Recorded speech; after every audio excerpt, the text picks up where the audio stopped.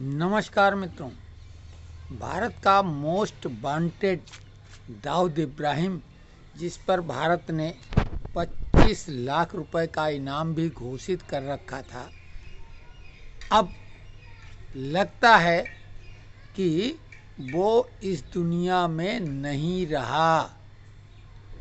अब इसके पीछे अज्ञात वीर का काम है या खुद पाकिस्तान ने ही उसको निपटा दिया, तो समझने की बात है। हम जो विश्लेषण करेंगे उससे आप समझ लेंगे कि इसमें वास्तविकता क्या है।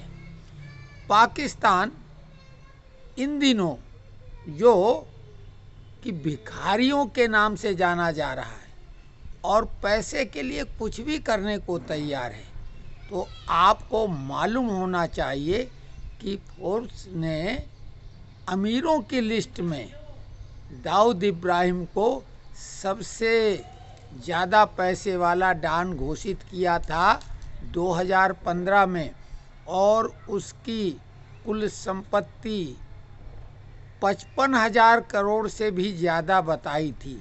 यानी आज की तारीख में 1 लाख करोड़ भारतीय रुपयों के बराबर उसकी संपत्ति का आकलन किया जा सकता है। अब आप खुद ही समझ लें, दाऊद खुद घर में पाकिस्तान के द्वारा ही अघोषित रूप से कैदी की जिंदगी गुजार रहा था। पाकिस्तान के वो अब किसी काम का नहीं था। भारत में जो उसका नेटवर्क था, मोदी सरकार ने पूरी तरह से ध्वस्त कर दिया था। जिनके द्वारा पालित पोषित था, वो नेता खुद अब अपनी जान बचाने में लगे हुए हैं।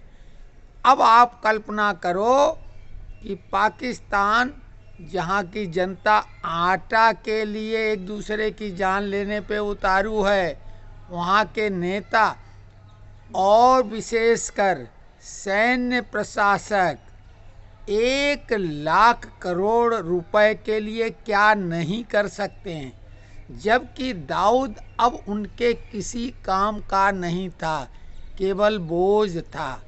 तो ये मामला है लगभग 1 लाख करोड़ रुपए का।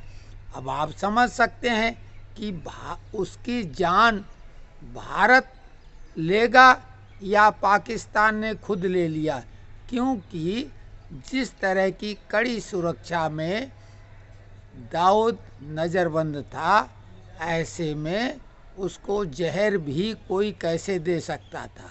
इसके मतलब साफ तौर से वो पाकिस्तान के द्वारा ही मारा गया है, और कारण वही दौलत जिसको उसने जाने कितने परिवार बर्बाद करके, कितनों की जान लेकर इकट्ठी की थी। तो जो बोओगे वही काटोगे। कुल मिला के दाऊद इब्राहिम का चैप्टर क्लोज हो गया है। वंदे मातरम।